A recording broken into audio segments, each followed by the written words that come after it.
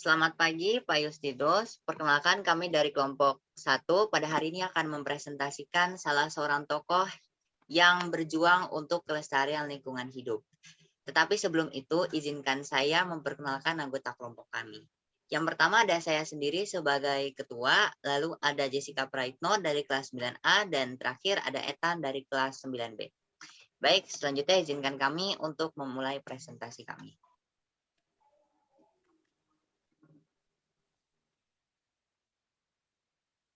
Tokoh yang kami pilih yaitu Monsinyur Dr. Insinyur Samuel Otto Nisidin Pardo Saudara Dina Kaputi.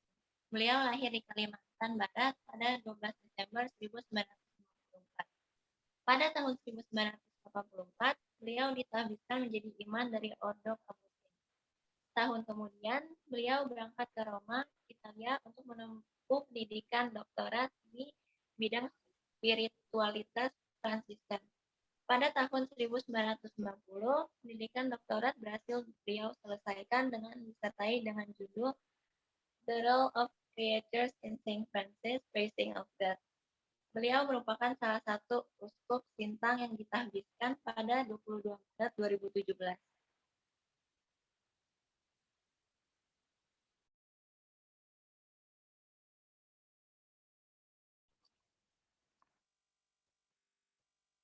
Hal apa yang beliau lakukan untuk menyelamatkan lingkungan? Beliau mendirikan Rumah Pelangi pada tahun 2008. Rumah Pelangi adalah sebuah lahan seluas 90 hektar yang terdapat di Dusun Gunung Benua, Kalimantan Barat. Tujuan beliau mendirikan lahan ini tidak lain untuk konservasi hutan. Pada awalnya beliau merasa prihatin di wilayah Kalimantan, terutama di jalan yang menghubungkan Pontianak dengan Sanggau, yang terjadi kerusakan hutan hebat. Jalan tersebut pada awalnya sangat gundul dan memprihatinkan. Alhasil beliau memutuskan untuk membuat Rumah Pelangi ini. Beliau mendapatkan penghargaan Kalpataru pada Hari Lingkungan Hidup 5 Juni 2012 yang diberikan oleh Presiden saat itu, Susilo Bambang Yudhoyono. Kalpataru sendiri adalah penghargaan yang diberikan kepada perorangan atau kelompok atas jasanya dalam melestarikan lingkungan hidup di Indonesia. Kalpataru berasal bahasa Sanskerta yang berarti pohon kehidupan.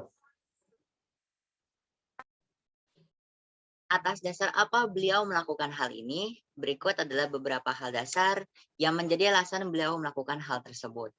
Yang pertama, bumi adalah satu-satunya tempat tinggal umat manusia. Menurut beliau, siapapun dia, siapapun kita mempunyai tanggung jawab untuk memelihara rumah tempat tinggal kita bersama. Lalu yang kedua, sebagai orang beriman yang percaya akan Allah, kita menerima warta perjanjian baru dan perjanjian lama. Dalam Kejadian 21 ayat 8 disebutkan bahwa Allah memberi kuasa kepada manusia atas segala makhluk.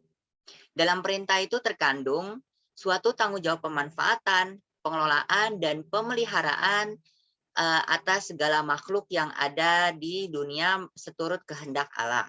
Selanjutnya, dalam kaitan dengan perjanjian baru, manusia beserta seluruh alam ditebus oleh Tuhan Yesus Kristus menjadi manusia dan alam yang baru.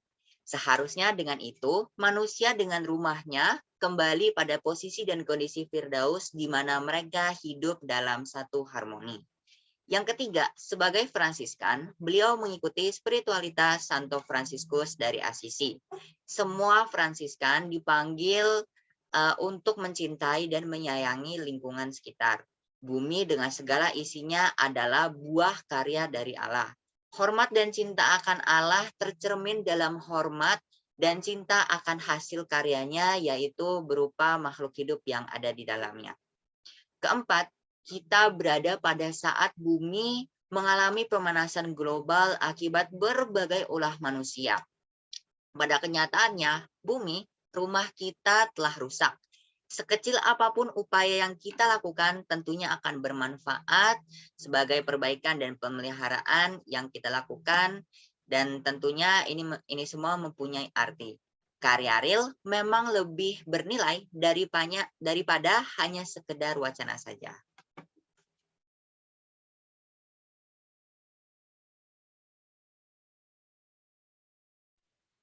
Selanjutnya, marilah kita simak sedikit cuplikan tentang rumah pelangi.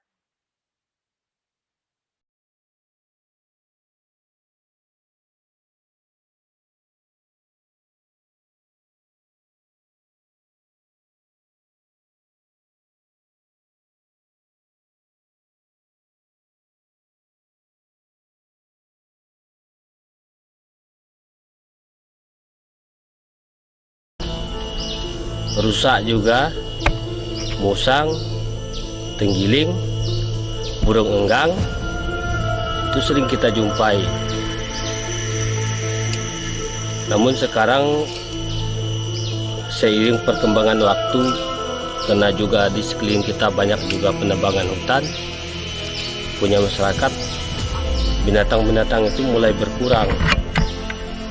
Hampir sulit kita jumpai. Paling yang mudah kita jumpai hanya burung-burung. Memang banyak di sini. Karena kita memang melarang orang berburu di sini.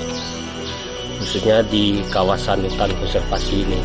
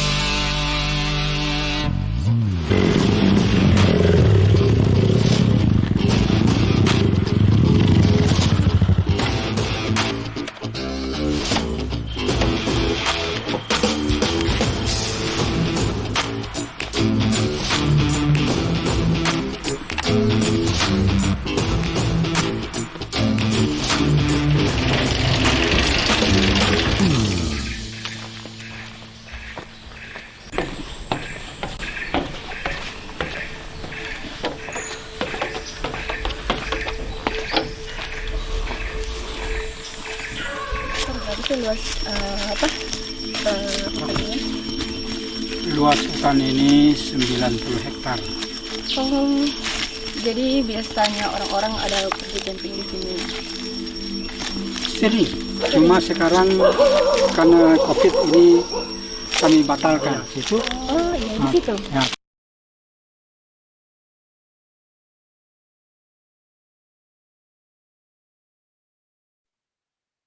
Itulah sedikit cuplikan mengenai rumah pelangi. Jika ingin menonton lebih lanjut, bisa ditonton di YouTube dengan judul Rumah Pelangi di Hambawang, Sejikit Areal Hutan Lindung di Kalbar.